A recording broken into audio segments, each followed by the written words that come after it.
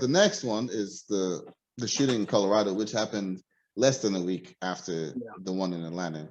And this is at a supermarket. This guy went in and killed 10 people, one of which was a police officer who I think was responding to the shooting. This guy walked into the supermarket with an AR style weapon. And the thing about it is that they couldn't have done anything about it, because just a week prior in Colorado, they had passed a law that, or they had repealed a law that restricted open carry, right? Like I think open carry was only supposed to be for like handguns or something like that. And they repealed a law that restricted it to just those, and now allows you to carry like assault weapons and stuff. And it's so stupid. Right. And so even if that guy wasn't going around to shoot anything, if he was carrying the assault weapon like that on his, like, I guess on his waist, I don't even know how you carry it. No one could be like, hey, you can't come in here with that, or like it was the law, right? It's written in the law as such. So people were quick though when it was revealed who it was, to be like, oh, you see, people assume it's white terrorists, but this guy is of Middle Eastern descent or whatever. It's like, yeah, we're taking the eye off the prize here, or we're taking our eyes off of what the topic is. You guys just want to make it a race thing, but whatever. But it's not supposed to be a race thing. Yeah, it's right? supposed to be about the fact that a race thing, but it's not supposed to be. But then let's use race to counterpoint that it's not a race thing. It's a race thing when it matters, right? When it helps your argument. So, all right. So the gun control thing is something that I feel like I've been talking about endlessly for like 10 years now.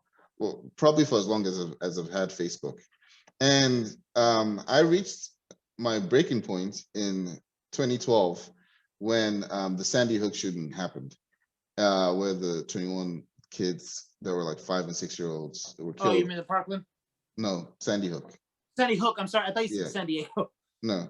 So where they were killed, and then the 6 of the teachers and all that stuff, or 5 teachers, and I think one of the murdered was the parent of the guy who perpetrated the murders.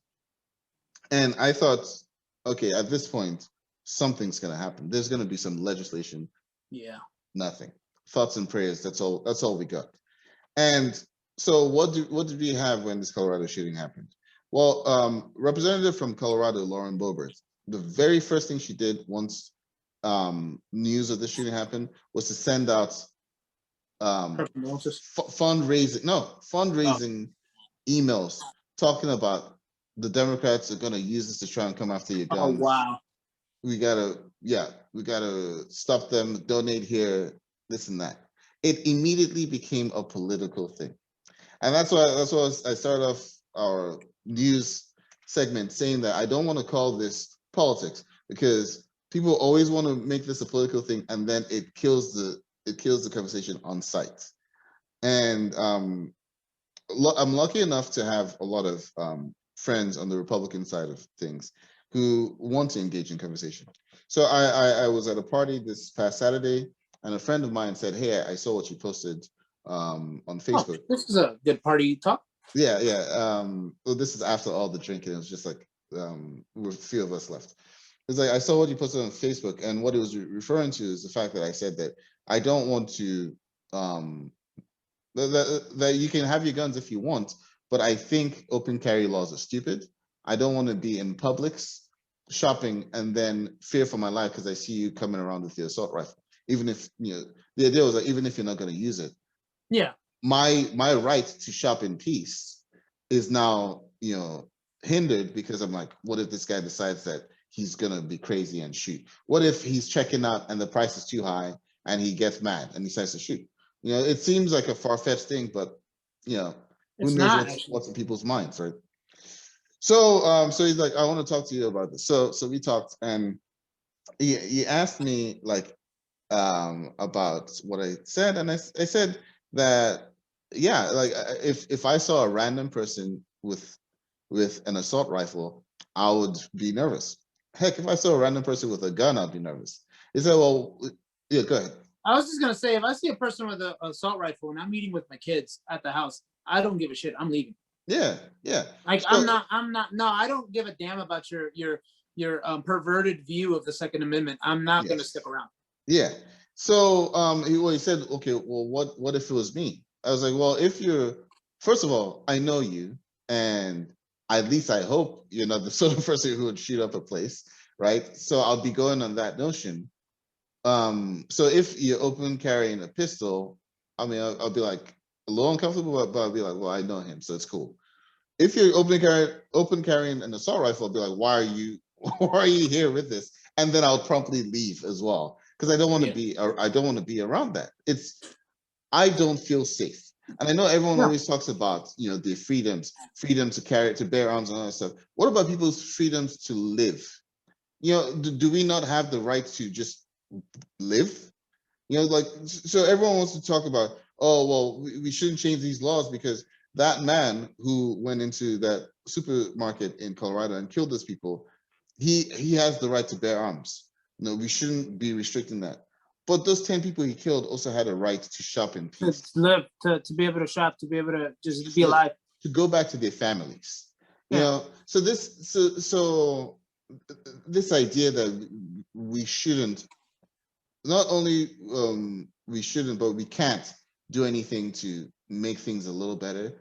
I think it's just it's lazy, but it's also dangerous. And to finish on the conversation I had with my friend, we came to a lot of agreement on a lot of things with regards to whether assault rifles are even needed in civilian society and all that stuff.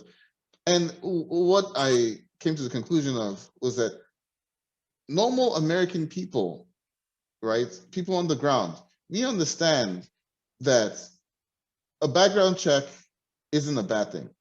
That having to wait 2 weeks for a gun rather than being able to get it that same afternoon isn't a bad thing. Like maybe not making it easier to buy a gun than it is to vote isn't a bad thing. So people on the ground, both Democrats and Republicans and independents, I said both, but all of those three understand that there are some things we can do to rein things back a little. It's the elected officials that choose to do nothing about it. And it's high time that we either vote them out or the Democrats just pass through gun control legislation by themselves. I don't care, but it's way too many. It's happened too often.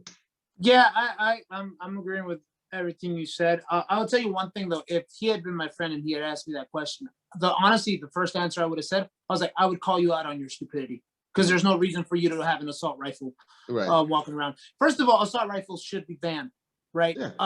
They've been banned in every other developed nation.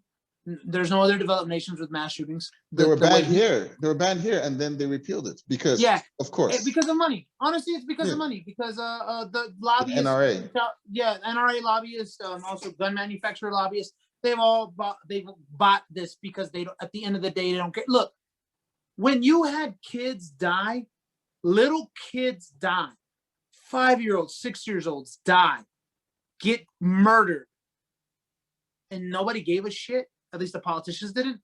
That's when you know that what it is, it's about money. And you're willing to put kids' lives, anybody's lives over a profit. Like you're not willing to take that sacrifice, right? Yeah, I was so shocked in 2016 when I was talking to some, I don't remember how it came up, but I was talking to someone about Sandy Hook. And they were like, what is that? I said, the one where the 21 kids, the first graders died. And they were like, I never heard about that. I was dumbfounded. Be happy that they never heard about it versus where it's a hoax to pass gun legislation, right? Look, this is look. I know you said that you get nervous if somebody has a handgun, probably like just a gun, right? Because you just don't. I know you just don't like guns. I get that. Yeah. There's a lot of people who just don't like guns. I'm not a huge fan of guns, but I do say we probably will get a gun in our house one day, right? Just because of it. There is an idea of protection, right? But it's not. I'm not gonna have a freaking automatic, freaking AR-15 that could spray bullets, right? it would be a small handgun just to have, just in case. Worst case, it's a worst case scenario, right? Yeah, yeah. But even then, even with that in mind, I know that if you have a gun in your house, the chances of suicide goes up. You know what I mean? Like, and people always, and that in and of itself can give you an idea of a counter argument towards the whole, well, you know, if you pass all these laws, you just make it harder for law-abiding citizens to get it, but easier for first of all, half of the people that are getting these guns are, quote, law-abiding citizens themselves. Yeah. Don't have priors, don't have felons. They're getting these guns legally. Mm-hmm. You're making it harder for them to get guns. You're still making it harder for criminals to get guns. And guess what? The criminals who have all these guns locked up, like piled up, they're not using them to commit mass shootings. They're using it to you know, to protect their drug deals, to, you know what I mean? Like to protect their criminal activities. That, you know, who ends up being half the time, the majority of the time, the people who get perpetrated by that, who get in the crossfires, it's other criminals, right? It's like them within themselves. But even then, it's, if you outlaw these guns, guess what? The fine when you get these guns becomes bigger. Now you have longer life sentence, longer sentences for these criminals. That that will become a deterrent for a lot of people to get them illegally. You know? Yeah, I think deterrent is a good term you just used, because it's going to go into my scenario, right? So I always use this when I'm talking to people about gun control, right? Where they're like, well, bad people will still get guns. You know, if someone who wants to kill will still kill. You know, if I wanted to kill, I could use a toothpick and kill. That's, someone actually said that to me. And the first thing is, okay, let's do ranges, right? So you've got toothpick, you got knife, you've got a pistol, and then you've got like a gun that you can hold 30 bullets in the clip, right? Does it not stand to reason that the one with the 30 bullets in the clip can do the most damage in? Who would you rather face? In a, exact. Thank you. Who would you rather, like, if all four of those were bad guys, who would you rather be in the room with? If it's you and 20 other people in the room, who would you rather take your chances with, right? Probably the one with the toothpick, and then the knife, and then the pistol, right? Because the knife guy could probably go and like stab people, but there's a better chance of you getting out of there than if it's someone shooting, and then much better than if it's someone who just holds it down and he's like unloaded a whole clip. Yeah. Right. So that's the first thing. And they're like, okay, well, bad people will get guns if they want to. So then the second thing is like, all right, if you have 10 people who want to do bad things, and right now the way the law is set up is like all 10 of them can get whatever gun they want to get to do a bad thing with, and they'll be fine. They could go to a normal store and get it, normal store and try to get it, and then maybe not pass the background check, and then go to a gun show and buy it without having to do a background check, without even having to show their ID, to be like, hey, are you over 18? Yeah, all right, cool. Like that's the gun show loophole. They don't have to go through all those extra loops, right? Hoops, sorry. Which is why they're saying let's close the gun show loophole, right? Right now they can get it if they want. All right, so you've got 10 people that can get it if they want right now. If you put barriers in place, whether it's like, hey, maybe you don't get your gun the same day. Maybe you give us a week to check that you're okay to buy this, and then you get it a week from now. Or maybe it's if you've had a history of mental health, that then mental health issues, you have to go through extra steps to get it. You know, something like you put those things in place. You know what will happen? Maybe 5 of those 10 people decide. Actually, I'll make it even a little more conservative, right? Let's say 8 of those 10 people decide, you know what, I'm still gonna do this thing I want to do. I'm gonna find another way, and then they get the gun illegally, and then they do the thing they want to do, right? So I'm saying 8 people, which I think is a very high number, but we'll go there. That's still 2 out of 10 people that never got around to killing 30 people. Yes, exactly. That's 20% of families that would have lost someone, that would be burying someone prematurely, that don't have to. So I'm not saying we necessarily have to save 100% of the lives. Yeah. But if we can save even one life, that is something worth pursuing. Well, even to go with your 8 people scenario, right? Now these people have to buy it illegally. Guess what? If guns are banned, if ARs are banned, they become a shitload more expensive to buy on the black market. Exactly. Those 8 people won't have all that money to buy those guns, and people seem to think that in the black market they're just going to be, you get a free illegal gun, you get a free. No, people are in the black market are going to be gouging the prices because they're like supply and demand. Like you can't get these at a gun show. You have to come to me. Like alcohol. Instead of you having to pay me $1,000 for it, I'm charging you $3,000. It's like alcohol during prohibition. Same thing. Yeah. It became more dangerous to be able to get alcohol, and there were, price gouging and all that stuff you said. So it makes it a lot more difficult for people to get the guns to perpetrate these crimes. And a lot of these crimes are like crimes of passion. And I don't mean passion like, oh, I loved someone and they didn't love me back, I'm gonna kill. I mean, as in spur of the moment type of things. Even just saying that, oh, you don't get your gun for a week, that's enough time to, I don't know, change your mind about, yeah, exactly. Right, because a lot of these people that do these things, they probably that morning they're like, you know what, I'm gonna end it all. I'm gonna take 30 people with me. You give them a little bit of time to think. It doesn't happen like that. So this idea that there's nothing we can do, or that we can't save everyone, so why even try to save one, is absolutely ridiculous to me.